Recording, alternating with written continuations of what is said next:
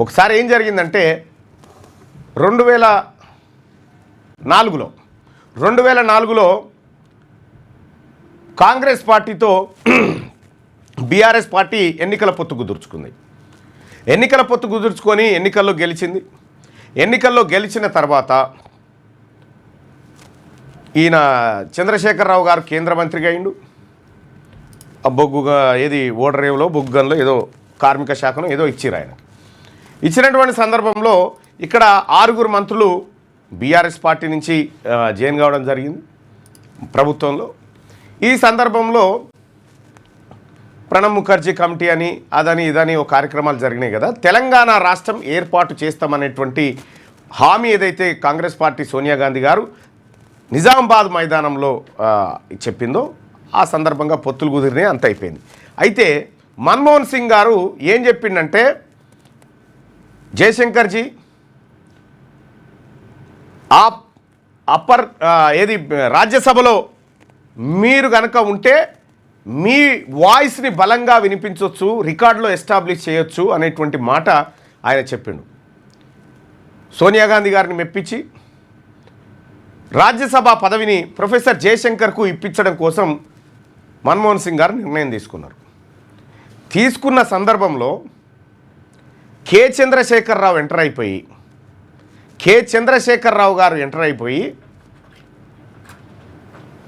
ఆయనకు రాజ్యసభ ఇస్తే, ఆయన ఢిల్లీ వేదికగా చట్టసభల్లో వాయిస్ వినిపిస్తే నన్నెవడు పట్టించుకుంటాడు అనే ఉద్దేశంతో యూపీఏ పొత్తులో భాగంగా ఆ రాజ్యసభ సీటును కేవీపీ రామచంద్రరావుకు వెలమైన కమ్ముకున్నాడు కేసీఆర్. ఆ పుస్తకంలో చదవండి, దానికి సంబంధించిన హింట్స్ అన్నీ దొరుకుతాయి మీకు. కేవీపీ రామచంద్రరావు పాపం జయశంకర్ సార్ను ఈయననే ఇప్పిస్తున్నట్టు కలర్ ఇప్పించి, ఈయననే కేసీఆరే రాజ్యసభ ఇప్పిస్తున్నట్టుగా కలర్, కాకపోతే అప్పటికే మన్మోహన్ సింగ్తో ఉన్నటువంటి సాన్నిధ్యంతోనే జరిగింది. అంటే జయశంకర్ సార్ వాయిస్ను పార్లమెంటు దాకా పోకుండా ఎంత చాకచక్యంగా ఆ రోజు అడ్డుకున్నాడో అర్థం చేసుకోండి మీరు. కేవీపీ రామచంద్రరావు గారు అప్పుడే రాజ్యసభ ఎంపీ అయింది, అప్పుడే ఆ క్షణానికే. కేసీఆర్ గారు ఇది అమ్ముకోవడంతో కేవీపీ కొనుక్కున్నాడు. సరే రాజశేఖర రెడ్డి ప్రోద్బలంతో కొనుక్కున్నాడు, అక్కడ పోయిండు. పోయిన తర్వాత రాజ్యసభలో కేవీపీ ఏం ప్లకార్డు పట్టుకున్నాడు? వీ వాంట్ యునైటెడ్ ఆంధ్రప్రదేశ్ అనే ప్లకార్డు పట్టుకున్నాడు. అంటే కేసీఆర్ అమ్ముకున్నటువంటి పోస్టుతోటి ఆయన ఏం చేసిండు అక్కడ. అదే జయశంకర్ సార్ చట్టసభలో ఉంటే ఇలా పరిస్థితులు ఎట్లా ఉండేది అంటే ప్రపంచాన్ని మెప్పించేటాడు. అటువంటి నయవంచన చేసినటువంటి వ్యక్తి కల్వకుంట్ల చంద్రశేఖర్ గారు. ఆయన అందుకే తెలంగాణ రాష్ట్రంలో జయశంకర్ సార్ జయంతి అయినా వర్ధంతి అయినా పెద్దగా పట్టించుకోడు కేసీఆర్. అంటే ఈయన కంటే మేధావి ఎవడు ఉండొద్దు అనేది ఈయన ఉద్దేశం కావచ్చు బహుశా. ఇవాళ జయశంకర్ సార్ జయంతి సందర్భంగా వీలైతే వడవని ముచ్చట అనేటువంటి పుస్తకం ఉంటుంది, అది తెప్పించుకొని చదవండి. ఆయన చేసినటువంటి పోరాటం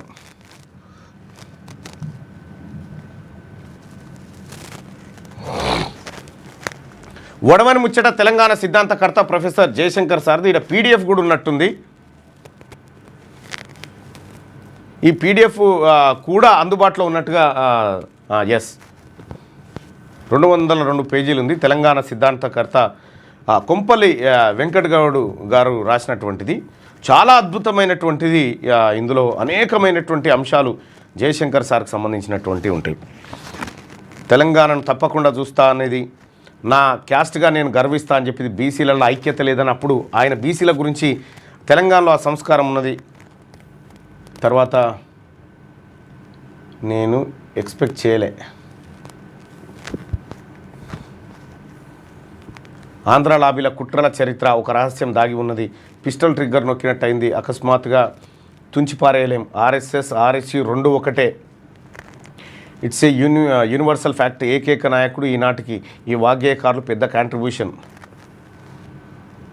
నువ్వు పిరికివనుకోవద్దు, మనం చదువుకున్న వాళ్ళకన్నా బెటర్, అది మాకే కమ్యూనిటీ చరిత్ర చెప్తున్నాం, ఉమ్మడి రాష్ట్రంలో ఇంపాసిబుల్ సంఘటన అది. మన్మోహన్ సింగ్కు నాకు ఏర్పడ్డ పరిచయం 93వ పేజీ. ఎట్లా చూడాలి 93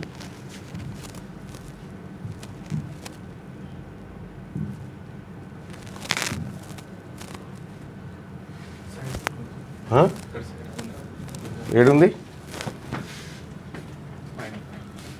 అచ్చా, ఇదా 93.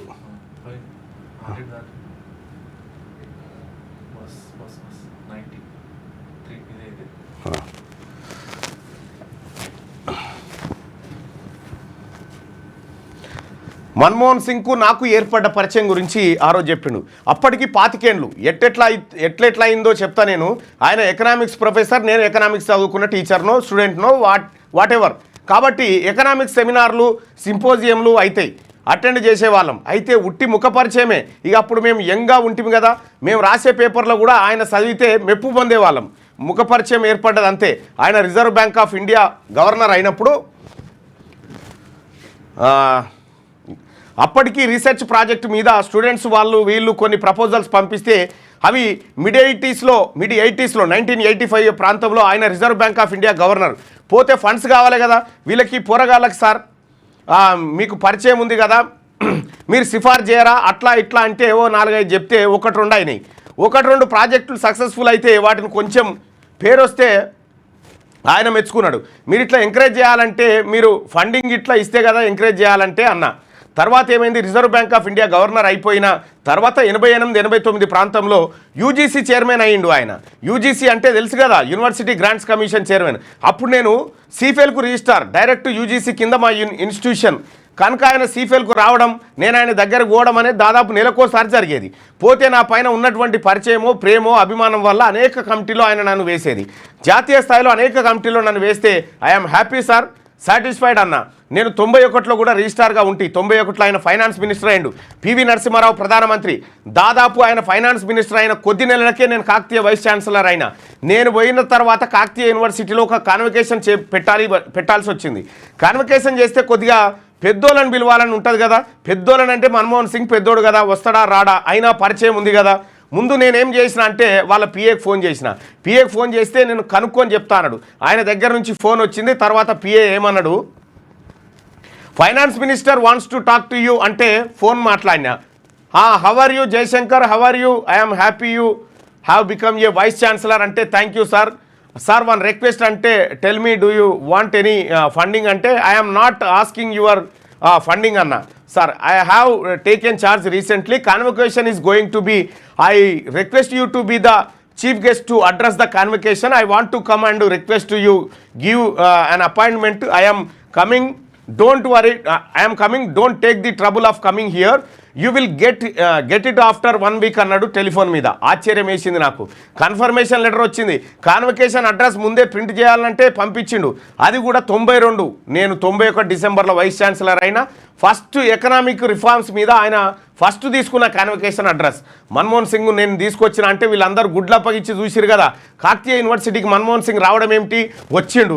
నేను పోయి కూడా పిలవాలి ఆయన్ని, వచ్చిండు. ఇక అప్పటికి కాకతీయ యూనివర్సిటీ ఫండింగ్ దానికి దీనికి పోయినప్పుడు ఆయన నాకు అపాయింట్మెంట్ చాలా ఫ్రీగా ఇచ్చేటోడు, చాలా నిరభ్యంతరంగా మాట్లాడేటోడు, చేసేటోడు. అది అయిపోయింది. పివి నరసింహారావు గవర్నమెంట్ పోయింది, నా వైస్ ఛాన్సలర్ టర్మ్ కూడా అయిపోయింది. నేను తెలంగాణ ఉద్యమంలో మళ్ళీ ఉధృతంగా దిగిన. అప్పుడు ఆయన రాజ్యసభ సభ్యునిగా ఉండే.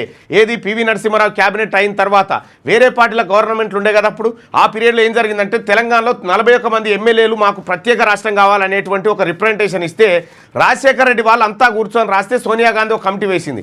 ఆ కమిటీ మళ్ళీ గదే ప్రణబ్ ముఖర్జీ చైర్మన్ అనలా, మన్మోహన్ సింగ్ కూడా మెంబర్. మీ తరఫున ఎవరైనా వచ్చి వాదించడని చెప్తే వాళ్ళు కూర్చొని డిస్కషన్ చేసి ఎవరు పోవాలని పొన్నాల లక్ష్మయ్య నా దగ్గరకు పంపించి మీరు వచ్చి మా తరఫున వాదించాలన్నారు. అంటే లక్ష్మయ్య మరి నేను కాంగ్రెస్ వాని కాదు, ఎమ్మెల్యేని కాదు, ఎట్లా రావాలన్నాయా అంటే లేదు సార్ మేము అందరం అనుకున్నాం, మీరైతే మంచిగా చెప్తారు అక్కడ అంటే తెలంగాణ విషయం మీ మాటగా నా నోట అంటే నేను అదే అన్నా.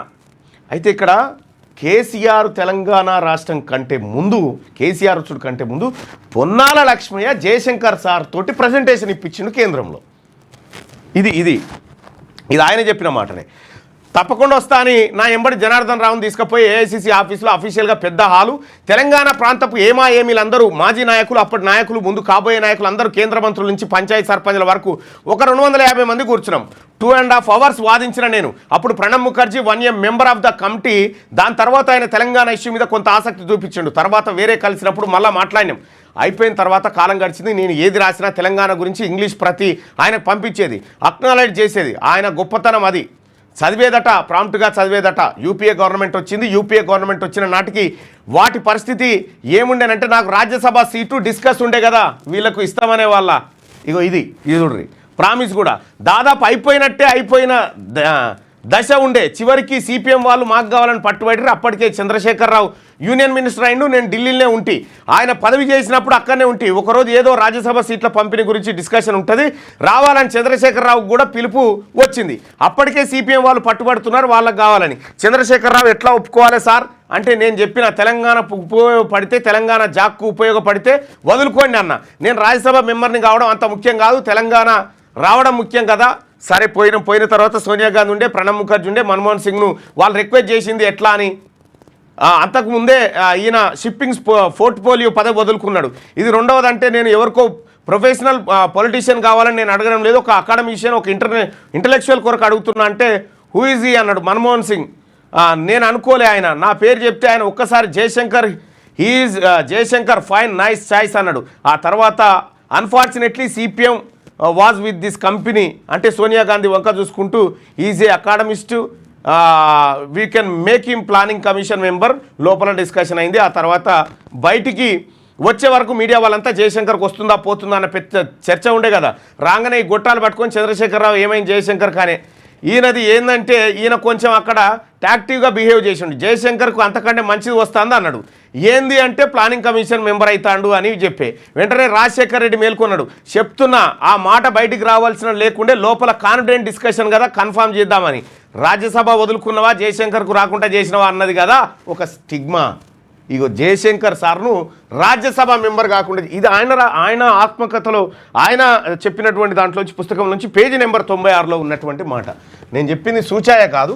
ఈ పుస్తకాన్ని నేను బాగా గతంలోనే చూసిన, దాన్ని ఏం కథ జరిగిందనేది. ఇట్లా జయశంకర్ సారు పదవిని చాలా తెలివిగా పొడగొట్టిండు కేసీఆర్. సో జయశంకర్ సార్కు ఒక్కసారి ఆయన ఆత్మశాంతించాలి. ఓ మహానుభావ, నీవు కోరుకున్న రాజ్యం వైపు మేము పోతా ఉన్నాం, బీసీలమంతా. ఖచ్చితంగా నీ ఆత్మశాంతి జరిగేటువంటి, సంపూర్ణ శాంతి జరిగేటువంటి రోజు త్వరలోనే ఉంటుంది. లేటెస్ట్ న్యూస్ తెలుగు మరియు ఇంగ్లీష్ అప్డేట్స్ కోసం ఇప్పుడే క్యూ న్యూస్ అఫీషియల్ యాప్ ని ప్లే స్టోర్ నుండి డౌన్లోడ్ చేసుకోండి. సరికొత్త సమాచారాల కోసం క్యూ న్యూస్ వెబ్సైట్ ని ఫాలో అవ్వండి. ఛానల్లో ప్రాంతీయ, జాతీయ, అంతర్జాతీయ వార్తలు వీక్షించండి. లైక్ చేయండి.